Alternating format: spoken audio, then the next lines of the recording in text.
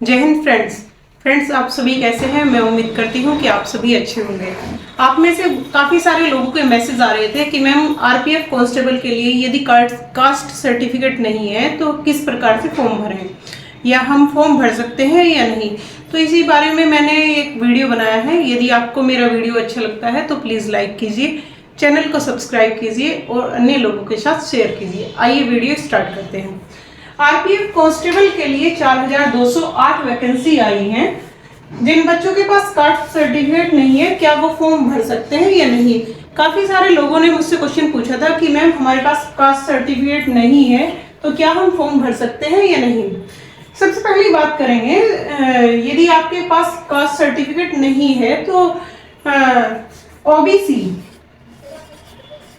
हम जो caste certificate लगाते हैं वो इसलिए लगाते हैं कि जो हमारी कास्ट है, यदि हम ओबीसी में हैं या एससी में हैं या एसटी में हैं तो उसका जो रिजर्वेशन है, ओबीसी के लिए जो रिजर्वेशन है वैकेंसी में 4208 में से 27% जो रिजर्व सीट है वो किसके लिए है, ओबीसी के लिए।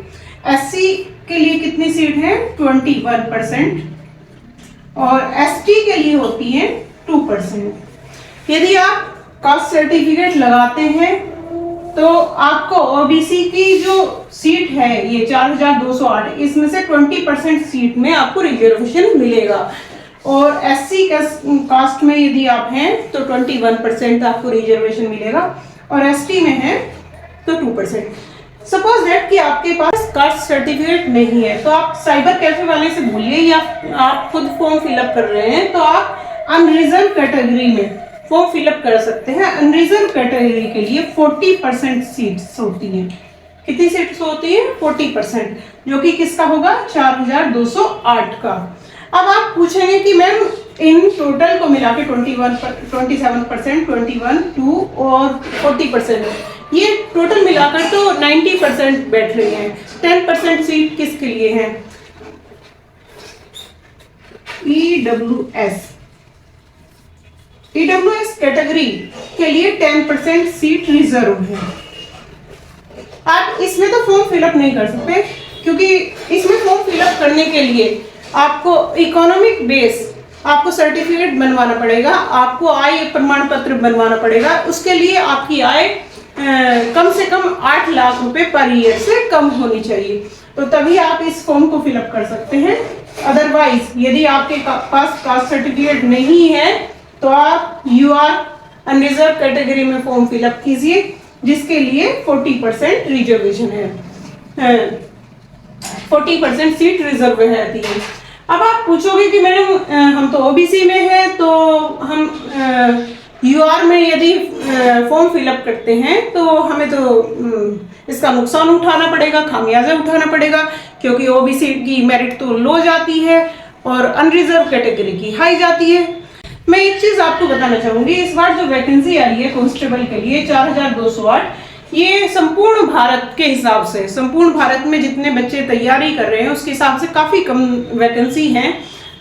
इसी हिसाब से मैं सोचती हूँ कि ओबीसी और अनरिजर्व कैटेगरी दोनों की जो मेरिट है वो लगभग इक्वल ही जाएगी, बल्कि ओबीसी की मेरिट हो सकता है हाई जाए क्योंकि ओबीसी के जो बच्चे हैं वो सबसे ज्यादा फॉर्म फिलअप करते हैं इस वैकेंसी के लिए।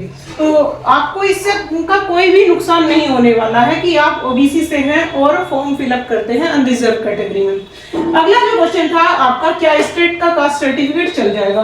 कई लोगों का मुझसे क्वेश्चन था कि मैम क्या स्टेट का कास्ट सर्टिफिकेट हमारा आरपीएफ कांस्टेबल में चलेगा या नहीं। मैं आपको एक चीज बताना चाहूंगी, आरपीएफ कांस्टेबल की जो वैकेंसी है ये आरपीएफ जो है वो केंद्र सरकार के अंदर आती है, इसीलिए आपको जो कास्ट सर्टिफिकेट है वो भी सेंट्रल गवर्नमेंट के माध्यम से बनवाना पड़ेगा।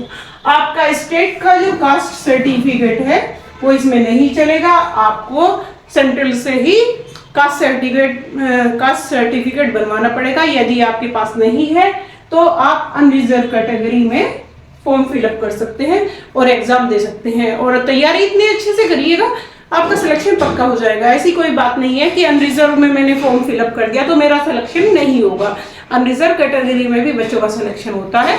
आप अपनी तैयारी अच्छे से कीजिएगा, आपका सिलेक्शन इस बार पक्का होगा। यदि आपको मेरा वीडियो अच्छा लगा तो प्लीज़ वीडियो को लाइक कीजिए, चैनल को सब्सक्राइब कीजिए और अन्य लोगों के साथ वीडियो को शेयर कीजिए। जय हिंद फ्रेंड्स।